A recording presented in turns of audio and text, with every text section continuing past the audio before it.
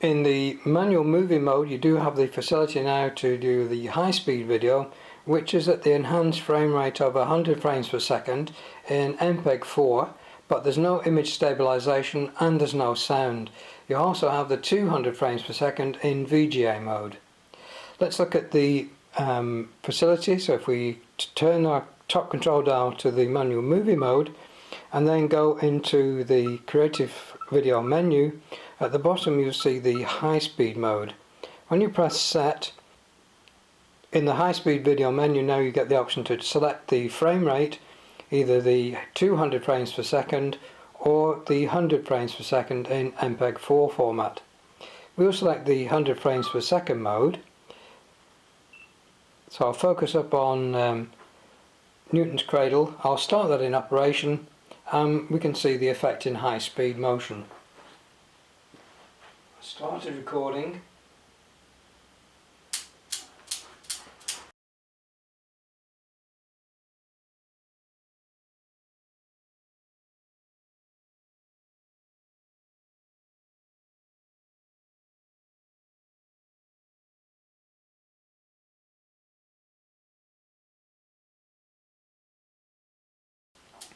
If we went into the menu and selected the high speed mode but went up for 200 frames per second in the VGA mode, then of course when we play this back we'll be reducing the speed of the action by about a factor of 8.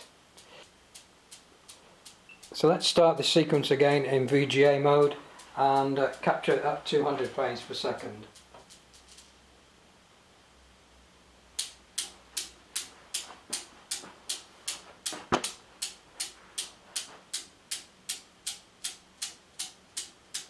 Of course, when you're playing this back, if you upscale to 1920 by 1080, you are going to see some pixelated image. So it's better if you can reproduce the 640 by 480 in some sort of frame within your image, so that you have an effect of, say, the camera back, rather than trying to upscale and the thing being too blurry to see the action. In the scene mode, one of the new features that's been added is the continuous panorama. So if we go to scene mode and select the panorama shot, Panasonic have finally caught up to manufacturers like Sony, who have had an automatic panorama sweep mode in their cameras since the HX9V.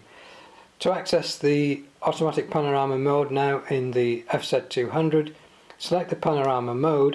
In the panorama mode you now get the option to shoot left to right, so you pan the camera from a left to the right direction, or if you wanted to go from right to left. If you're going to shoot vertical panoramas, you can go from the bottom of the scene to the top, or you can work from the top down.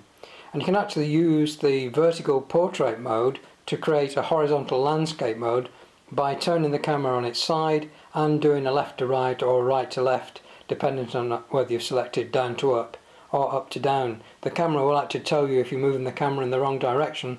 It will say image has failed, shoot in the right direction.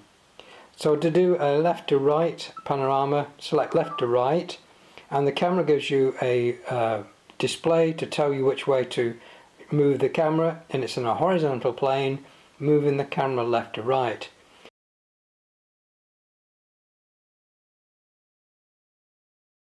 Select the first part of your scene, half depress the shutter and that will give a exposure value, and then press the shutter fully and swing the camera round in an arc.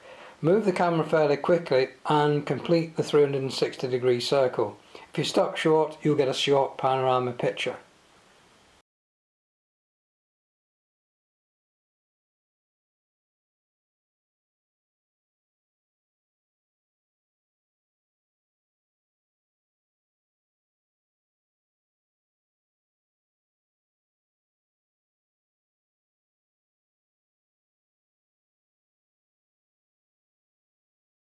I'll now show you the method of porting the LCD image through to an external monitor while you're in the shooting mode.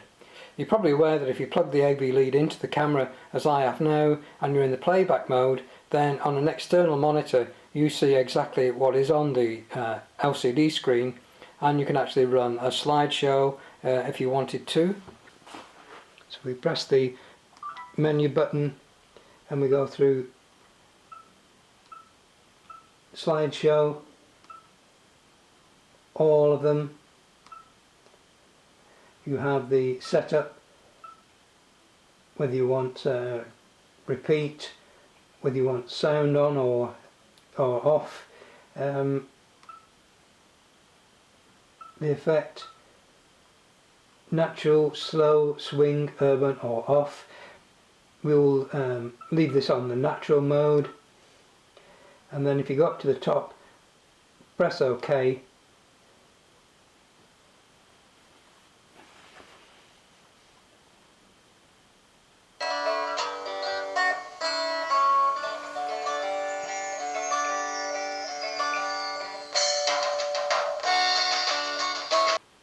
If I now go back to the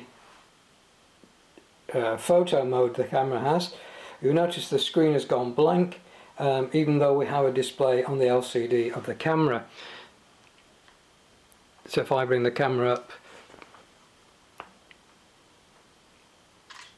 and focus on the teddy bear, you can see we have an image on the LCD, but there's no image on the external monitor. To access a facility, press and hold the trash can icon on the camera and hold that and ignore anything that comes up on the menu until you get the second bleep, and you can now see on the external monitor we have now what is being captured by the camera. So it allows you to frame up and focus, or you can adjust your menu settings and see the effect on the external monitor. To cancel it again, all you do is press and hold the trash can icon until you get that second beep, and again you turn off the port to the external monitor. So that might be a useful feature if you're doing a lot of tabletop or studio photography and you want to preview the image on an external display before you take the shot. Okay, that's it for this video. Thanks very much for watching, and I do hope you found that interesting. If you don't already subscribe to the channel, please consider doing so, as you will be then notified when I upload new videos to the channel, and in fact on all things photographic and video. So until next time, it's Graham saying thanks for watching, and I'll see you again.